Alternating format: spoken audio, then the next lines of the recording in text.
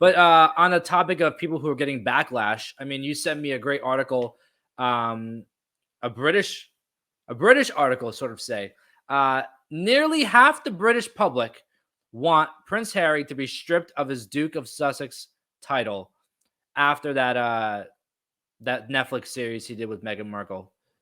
That I watched. I'm very invested in that story. I started watching it. And you don't think they're full of it? Oh, it is the most BS thing. Yes. I can't believe what I was watching. I was like, what is happening here? This is and supposedly she's not happy with the way that it was edited. I was like, there was no editing, girl. You guys were talking. It was literally a sit down of you guys talking. She was making fun of people without intentionally making fun of people. She was on another level. Contradicted stories that they have told so many times to fit their narrative. Yep. I found out, okay, we should have, we want to have the Kardashian corner. Yeah. We should have the pop culture rabbit hole, because that's the rabbit hole I went down to this week. I didn't want to watch the actual documentary. I refuse. I feel like boring. I tried. Really? Did you make it through all 6 episodes? No, I got through like 1.5, and I was like, all right. Because it was a lot of repetitive stuff that we'd already had seen. Right. And it was just, and then it became like almost like trash talking without it actually being trash talking. And I was like, what is going on here? I highly suggest you just go on YouTube. Yeah. Go on YouTube and search the people saying what they said here compared to like the Oprah interview, to their engagement interview, just so you can see how many times they've lied about a topic. Yeah. That was my rabbit hole. And I found that way more entertaining than even having to click on because they changed the story of how they got married, how they got engaged. Yeah. Like that, they said she was roasting a chicken and he proposed in the kitchen. Now there was a whole elaborate setup in the backyard. Now supposedly they got married day before privately. Like everything is changing. Yeah. And I did, excuse me, I didn't watch the Oprah interview, but I watched the clips. And I felt like a lot of it came as untruthful or trying too hard to slander a family that's not. I feel like they've accepted her. I get what they're saying, and only they know. There's going to be 2 sides to the story. Yeah. But I don't feel like they would have done everything that they did, especially that crazy, lavish wedding, the way the country, like she's even talking about not feeling safe in the UK. And I was like, you never look like people, they loved you. People were in the streets to greet you, to witness that wedding. Like the documentary it's not being a good look, to the point that even the British people, like you said, the report 44%. That I sent you, even the British people want them stripped. And they were voted the most narcissists. She was voted most narcissist in one famous, I'm sorry, both of them were voted that in a famous UK publication as well, where they did like a poll, and I think 66% voted for Harry and Meghan as the most narcissist people of 2022. And I was like, oh my God. And now he's going to write a book. Like they won't stop either. And I just feel like they're just digging themselves deeper here. Well, I think what they're doing is they're just they're deepening the narrative that they want to be told, that they want told about them, because they feel it. I think they feel insecure that people don't believe them, so they're just digging deeper and deeper to try to make people believe them in a sense. And she said in the documentary that she never experienced racism in her life until she got to the UK. And then in the same line, she says that people didn't think she was her daughter's mother because of skin color. Yeah. And I'm like, well, that's racism. Did you experience it? Did you not experience it? Like there is a lot of, and I've experienced this, so I'm never gonna like be against someone speaking out for racism, right? Yeah. But I also don't think that you should use it as a weapon just to like the race card, and I feel like there was a lot of that in this documentary. Yeah, I hated when she did the curtsy joke. Like you can even see how uncomfortable Harry got, and it's like that's a double standard. You want him to protect you, to respect who you are, but you can't. These are British tradition, and just because they're not the same as how we were raised doesn't mean you don't respect it. Like and the whole, she didn't know who he was, but she was obsessed with the royal family when she was growing up. Like it is insane. All the stuff coming out right now.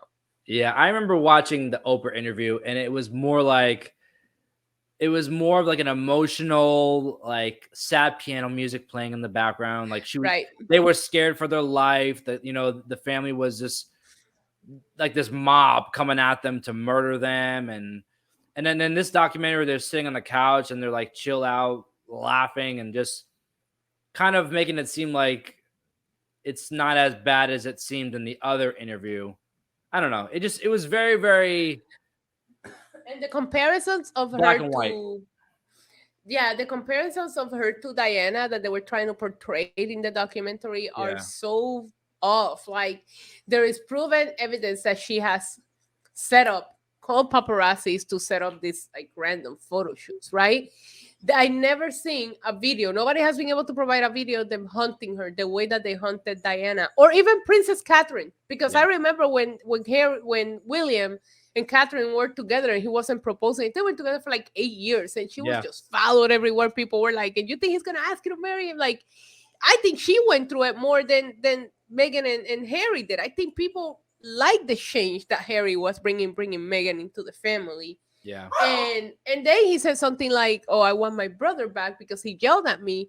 The reason why he yelled at her is, guess what? My wife had to go through it too, and she survived. Like it's a part, it's a compromise. That's what you sign up for when you yeah, want to date or marry into that family. yeah.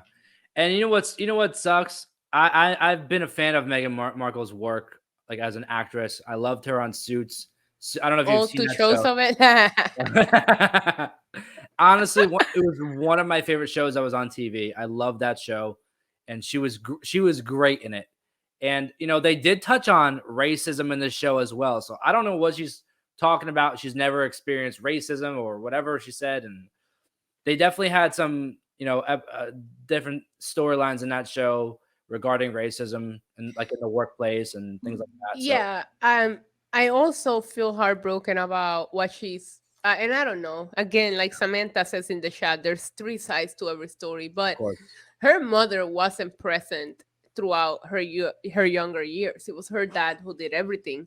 Put her through yeah, college, made sure that she didn't have to work so she could focus, took her to the shows, show her everything about the show business. And now her dad is like suffering from a lot of health issues and she yep, just keeps talking about how she lost her father throughout this. And it's not the only member of her family that has come out and said she kind of dropped us once yeah, she got involved with Harry. And I'm very close to my parents, that yeah. breaks my heart because it's Same for like, me. okay, if the whole issue was maybe on the beginning you didn't like it because you had all this press and you didn't want him to bring you negative press attention, you're done with that. You moved out of the UK. Why not try to reestablish that relationship instead Yeah, of him having so many health conditions in Mexico in a hospital somewhere and you haven't even reached out once? Like, it's yeah, a lot. But if you guys want to go down a rabbit hole, I highly suggest go on YouTube. There's a lot of incredible content creators. A lot of the ones that I watch are like royal family channels and experts yeah, that compare all the interviews that they done just to kind of like call them out on some of the things that they have said and how much the stories have changed. And it was just